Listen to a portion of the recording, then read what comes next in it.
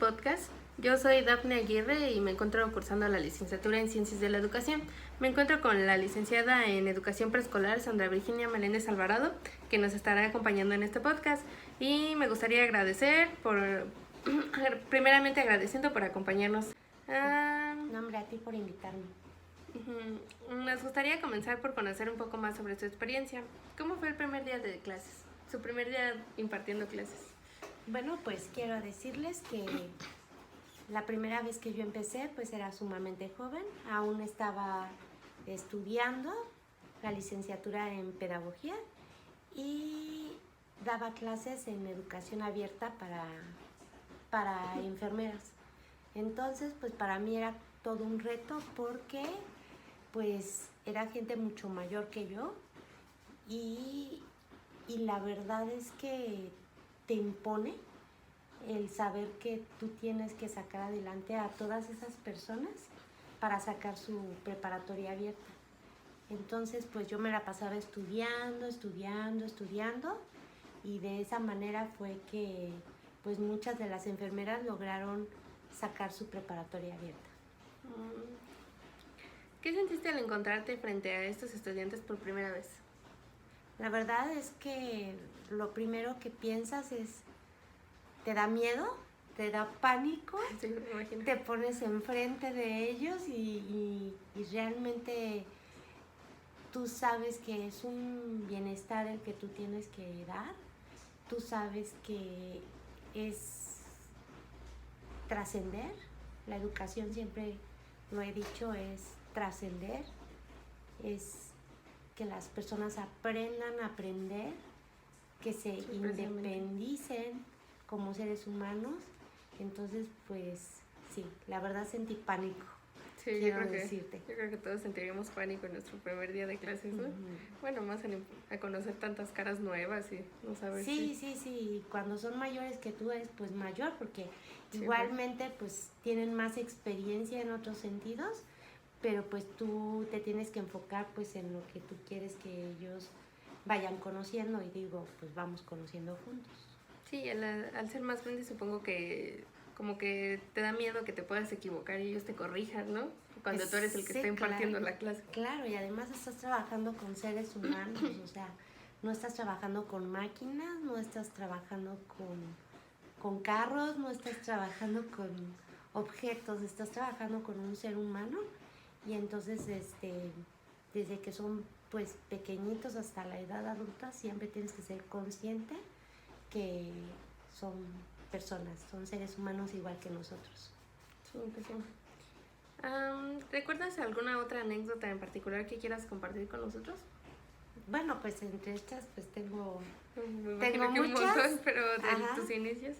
De mis inicios, la emoción sobre todo, ya después de preparatoria abierta, pues empecé a darle clase a niños pequeños y creo que ahí es una responsabilidad súper grande porque tú eres su ejemplo de ellos a seguir, no nada más en el momento en que tú entras al salón, pues ya sabes que son personas, como te decía, son seres humanos y que van a copiar cualquier ejemplo de ti, ¿no? Y algo que te llama muchísimo la atención es que lejos de que tú das las clases y tú te pones frente al conocimiento, hay una parte bien importante que es las emociones. Sí, pues. Entonces llegan y te platican sus historias de cómo fueron sus casos, de lo que han pasado día a día y pues muchas veces te quedas así como que con los brazos cruzados porque no sabes qué es lo que vas a hacer, ¿no? Entonces en este caso pues te comento del caso de un niño, le podemos a poner de nombre Juanito X para no exponerlo. Sí.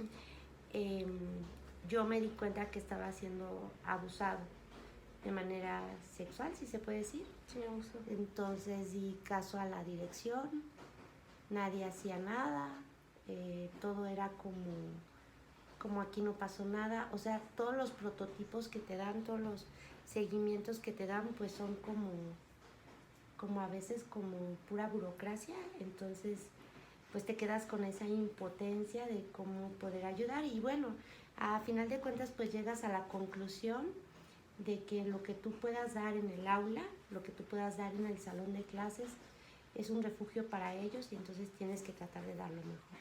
Y es fuertísimo, ¿no? Me imagino que ya dando clases, pues el único lugar seguro que tiene, por ejemplo, este niño, pues es en el aula, ¿no? Imagínate que tú fueras una maestra grosera y altanera, en su casa está teniendo, pues la está pasando mal, y otra vez en la escuela, ¿no? Entonces Claro. es un papel muy importante. No, claro. O sea, tú vas a formar parte fundamental de su vida para bien o para mal. Ya tú decides cuál quieres tomar. Claro. Bueno, la siguiente pregunta es que en el contexto actual, ¿cómo crees que las planeaciones educativas pueden contribuir a la mejora de la calidad de la educación? Bueno, para empezar, siempre tiene que haber una planeación, efectivamente, porque muchas veces solamente llegas a improvisar. Y cuando improvisas, pues no tienes un objetivo.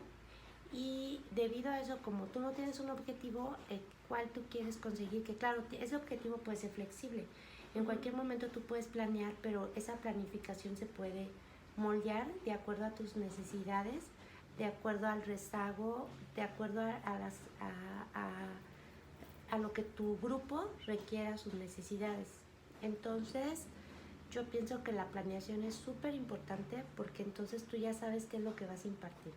Desde el conocimiento, desde las áreas de conocimiento hasta los procesos emocionales, o sea, todo lo que tú vas a manejar ya lo tienes que tener preparado y no vas a llegar con una mera improvisación.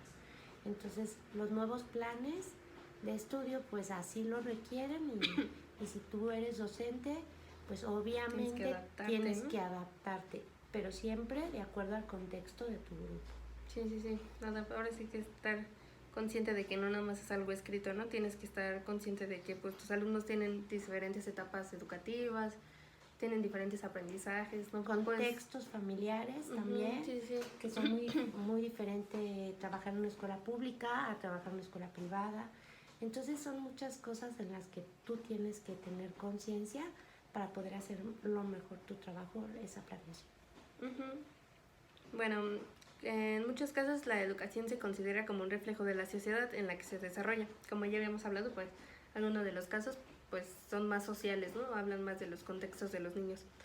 ¿De qué manera crees que la sociedad influye en la educación? ¿En qué parte se incluye en las escuelas? No, bueno, pues sí, para empezar, el contexto en el que trabajas, el contexto social es súper importante porque si estás hablando de un contexto social, estás hablando de un contexto, pues ya sea de una clase marginada o de una clase tal vez como más elevada, no lo sé, pero sí tienes que ver en qué contexto están tus alumnos. Por ejemplo, si estás dando clases en un pueblito, pues entonces te vas a adaptar tú a las tradiciones que hay en ese contexto, ¿no? Entonces sí, o sea, abarca muchísimo, o sea, abarca desde si tú sabes que en las fiestas toman, por ejemplo, entonces alcohol etílico, pues tú sabes que ese niño puede venir de una familia disfuncional.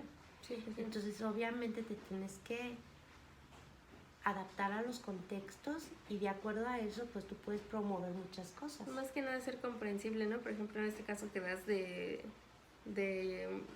algún alumno que venga con padres alcohólicos y pues a lo mejor el niño no va a estar en su mejor disposición para aprender, ¿no? Tú tienes que ser de forma empático y no solamente aplicar castigos o... Exacto. Además, los niños lo van a normalizar, ¿no? O sea, yo me acuerdo igual de una experiencia que tuve que yo les pregunté a los niños, ¿qué quieren ser de grandes? Entonces, pues ya sabes, ¿no? Empezamos a decir, no, que político, no, que policía, doctor, maestro. Y de repente un niño dijo, yo quiero ser borracho como mi papá.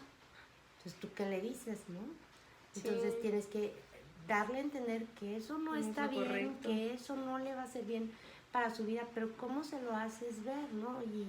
Y igual situaciones muy fuertes que te toca vivir como maestro, como que ahí sí definitivamente no puedes hacer nada, como por ejemplo, igual ahorita me viene al caso, de una niñita chiquita de preescolar donde me empieza a platicar que había en su casa una señora que siempre gritaba, ¿no? Que ayuda, agua, comida, etcétera. Entonces, a la hora de yo platicar con la niña, pues me doy cuenta de que tienen a alguien secuestrado. Imagínate la situación en la que tú te metes, o sea, tú ahí no puedes hacer nada, o sea, te atan de brazos. Sí, pues sí, ¿no? Corren peligro. Corres para peligro, intentar ayudarlos. como profesor corres totalmente peligros. Entonces, tú lo que puedes hacer es hacer que su día a día sea mucho mejor en el momento en que están contigo. Sí, pues sí. Tú has trabajado en escuelas privadas y públicas y de bajos recursos, ¿no? Así es. Así ¿Has es. notado alguna diferencia entre estas? Totalmente. Los niños que vienen de escuelas privadas tienden a ser como niños emperadores, ¿no? Niños que creen que tienen derecho a todo. Igualmente los papás, pues, piensan que porque pagan una colegiatura, porque pagan el dinero, pues tienen derecho a humillarte y obviamente las autoridades pues siempre le van a dar la razón al cliente porque simplemente los ven como mercancía, o sea, es horrible, ¿no? Además de que pues efectivamente siempre va a haber la razón al padre y pues a veces aunque tú la tengas. Sí, Sin sí. embargo, en una escuela pública pues el contexto, como te decía, es muy diferente. ¿Más abierto? Es más abierto, no es tanto que te den la razón a ti, pero el contexto en el que viven los niños pues es muy diferente. O sea, ahí los niños vienen como de familias disfuncionales, más golpes, más alcohol, más drogas, situaciones de cárcel. Entonces es muy diferente el contexto. totalmente.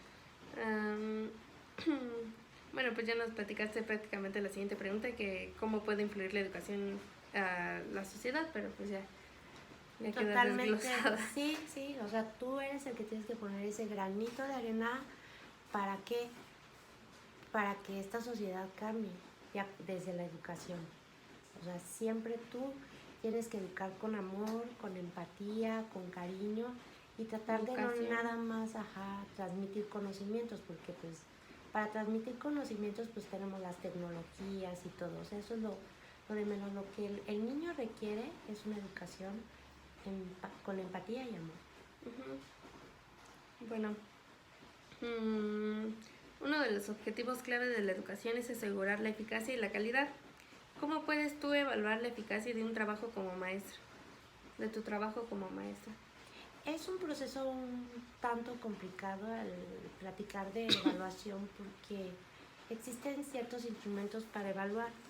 Sin embargo, lo que tú tienes que ser consciente es que siempre tienes que ser muy observador.